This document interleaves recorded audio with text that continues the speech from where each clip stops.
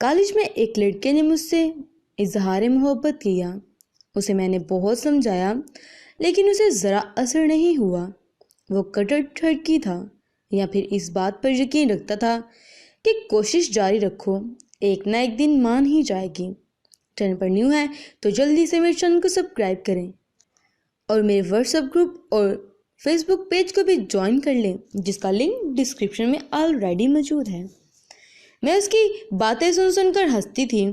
وہ دل میں خوش ہوتا تھا کہ ہنسی تو پھنسی، پر اسے کہاں معلوم تھا میری ہنسی کا مطلب ہے کہ ہنسو تو کبھی نہ پھنسو. آج پھر وہ چلا آیا تھا. اچھا تو تمہارا یہ دعویٰ ہے کہ تم محبت کرتی ہو مجھ سے. کیا ہے محبت؟ کچھ معلوم ہے اس کے بارے میں؟ جس سے محبت ہو اس کے حقوق کا علم ہے تمہیں؟ یہ فرائض سر انجام دینے کے قابل ہو تم؟ اس کے چہرے پہ بے حیرانیوں کے سائے لہرانے لگے. اسے ان گہری باتوں کا علم ہی کہاں تھا. وہ تو بس فلموں اور ڈراموں کی آغوش میں جوان ہو کر ہزاروں نوجوانوں کی طرح اپنی فطرتی ضروریات کے ہاتھوں مجبور ہو کر محبت کا نام اپنی روح سے سمو چکا تھا. سچ میں جب سے تمہیں دیکھا ہے میرا چین و سکون لٹ گیا. ہر جگہ تم ہی دکھائی دیتی ہو. میں سچی محبت کرتا ہوں، پلیز مان جاؤ نا. کیا مان جاؤں؟ میں نے بے نیازی سے پوچھا. تم بھی محبت کر لو مجھ سے، بہت خوش رکھوں گا تمہیں، ہر بات مانوں گا. اچھا میری ہر بات مانو گے؟ ہاں ہر بات مانوں گا. نہیں تم جانتی یہ عام سی آنکھیں میرے لیے کتنی خاص ہیں. لوگوں کو تو محبوبہ کی آنکھیں جھیل سی گہری لگتی ہیں، تم انہیں عام کہہ رہے ہو. آپ نے خود ہی تو کہا تھا کہ بناوٹی باتیں آپ کو پسند نہیں. یہ سب جھوٹی تعریفیں ہوتی ہیں. اسی سچ بتا رہا ہوں. چاہے یہ آنکھیں خاص سی ہیں، میرے لیے تو بہت خاص ہیں. خاص کیوں ہیں؟ وجہ بتاؤ. کیونکہ ان سے ذہانت ٹپکتی ہے. جب آپ کے لب پھول برساتے ہیں تب یہ بھی پورا ساتھ دیتی ہیں. ایسا لگتا ہے جیسے یہ بھی بول رہی ہوں، اوہ تو محبت کی پہلی سیڑھی چڑھ ہی گئے ہیں. اچھا بتاؤ میری ہر بات مانو گے؟ ہاں ہر بات. تو پھر میری محبت اپنے دل سے نکال دو. اگر تم سچی محبت کرتی ہو مجھ سے تو میری یہ بات بھی مانو گے. اس کی آنکھوں میں پانی جمع ہونے لگا تھا، جیسے اندر ہی اندر جذب کرنے کی وہ ناکام کوشش کر رہا تھا. ٹھیک ہے آئندہ آپ نہیں دیکھوں گی مجھے.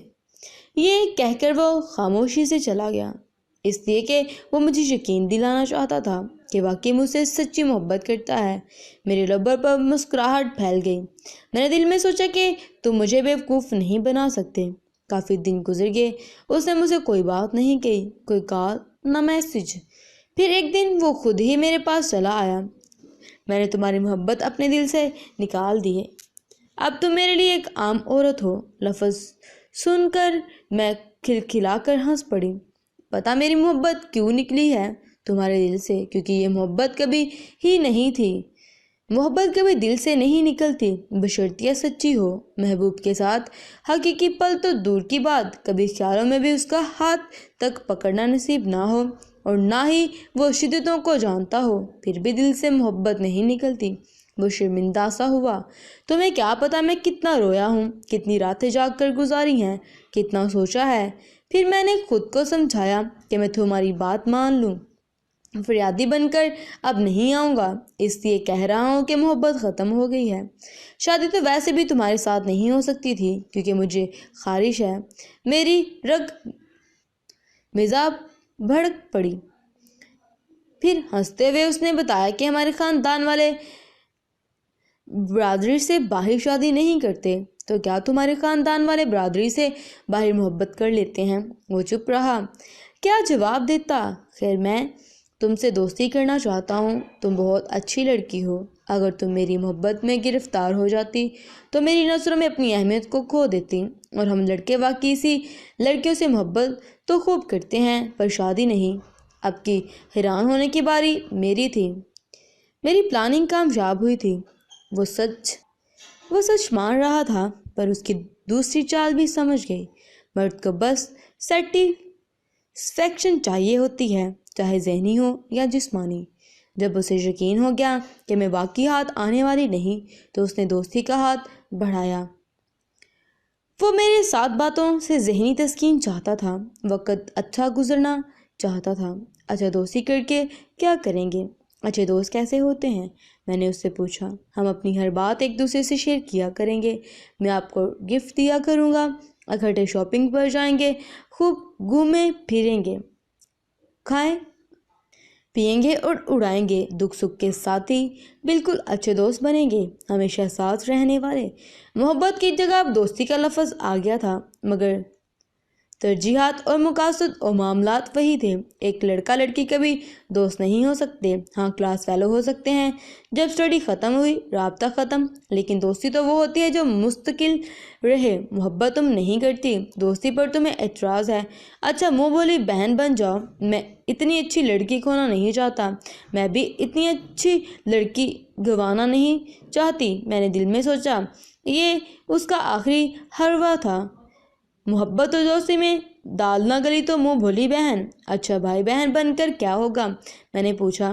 دونوں ساتھ وقت گزاریں گے، اپنی ہر بات بتایا کریں گے، صبح اکٹھے سیر کو جایا کریں گے، جاگنگ کریں گے، ٹینس کھیلیں گے اور بہت خوش رہیں گے دونوں۔ یہ زندگی بورنگ نہیں لگتی تمہیں جو گزاری رہی ہو؟ تھوڑا سا بدلو تم خود کو، دیکھنا کتنی خوشیاں ملتی ہیں۔ سچی بھائی بہن والا رشتہ ہوگا، کوئی نقصان نہیں۔ اور اس دوران تم بہن لفظ کا سہارا لے کر مجھ سے اپنی ذہنی تسکین حاصل کرتے ہو، نظروں سے ہی میرے چہرے کو چھوتے رہو اور ٹینس کھیلتے ہوئے میرے بدن کو اتار چڑھاؤ کو للچائی نگاہوں سے دیکھتے رہو، تمہارا وقت رنگین ہو جائے گا۔